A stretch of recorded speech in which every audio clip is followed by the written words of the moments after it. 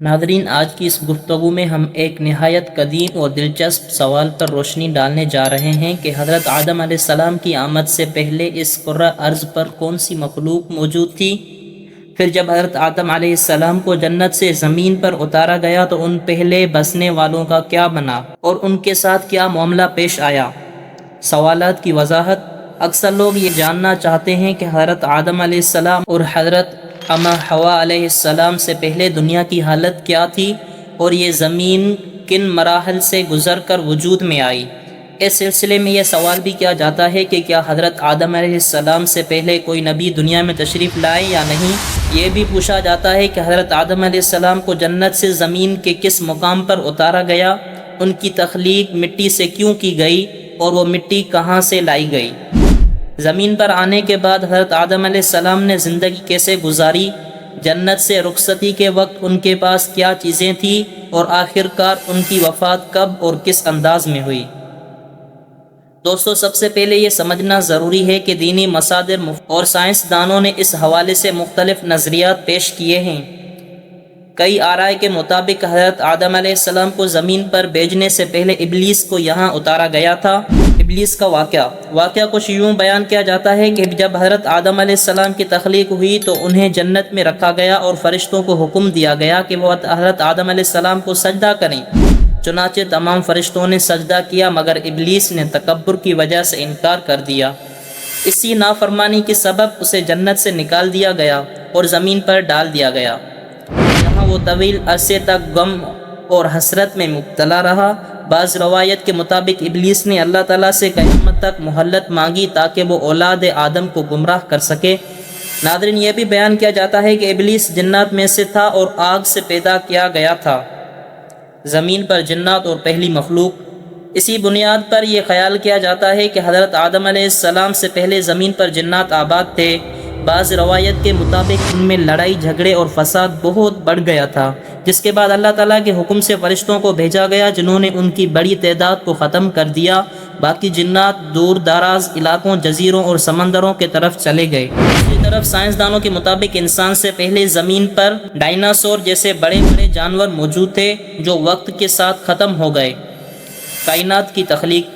قرآن مجید میں بیان ہے کہ اللہ تعالیٰ نے زمین و آسمان کو 6 ادوار میں پیدا فرمایا اور اس وقت اس کا عرش پانی پر تھا۔ نبی کریم صلی اللہ علیہ وآلہ وسلم سے پوچھا گیا کہ کائنات کی تخلیق سے پہلے کیا تھا؟ آپ نے فرمایا صرف اللہ تعالیٰ تھا، اس کے سوا کچھ نہ تھا۔ پھر اس نے پانی پر اپنا عرش قائم فرمایا۔ قلم اور تقدیر۔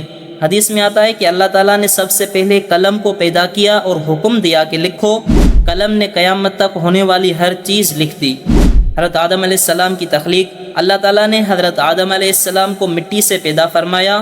مختلف علاقوں کی مٹی کو جمع کیا گیا، اس لیے انسانوں کے رنگ، مزاج اور زبانیں مختلف ہیں۔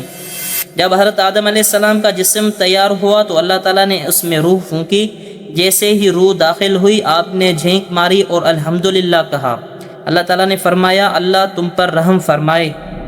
ابلیس کا انکار۔ جب اللہ تعالیٰ نے فرشتوں کو حکم دیا کہ حضرت آدم علیہ السلام کو سجدہ کریں تو سب نے سجدہ کیا سوائے ابلیس کے۔ اس نے تکبر کرتے ہوئے کہا میں آگ سے بنا ہوں اور یہ مٹی سے، میں اسے سجدہ کیوں کروں؟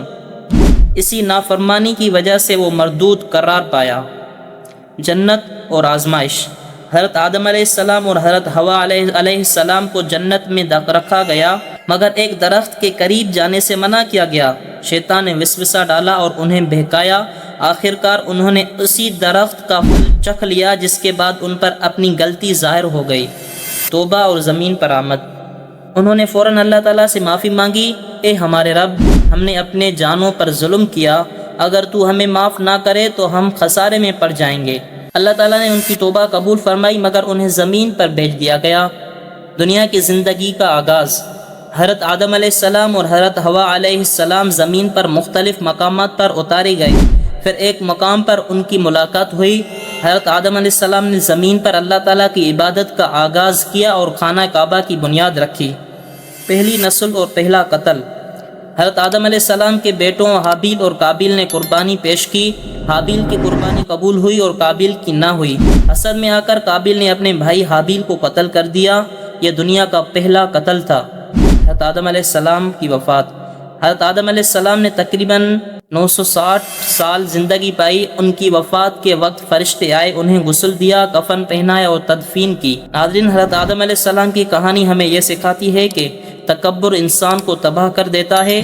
شیطان ہمیشہ انسان کا دشمن ہے اور سچی توبہ کرنے والے کو اللہ ضرور معاف کرتا ہے۔ اگر آپ کو یہ ایمان افروز واقعہ پسند آیا ہو تو ویڈیو کو لائک کریں اور چینل کو سبسکرائب کرنا نہ بھولیں۔ اللہ حافظ۔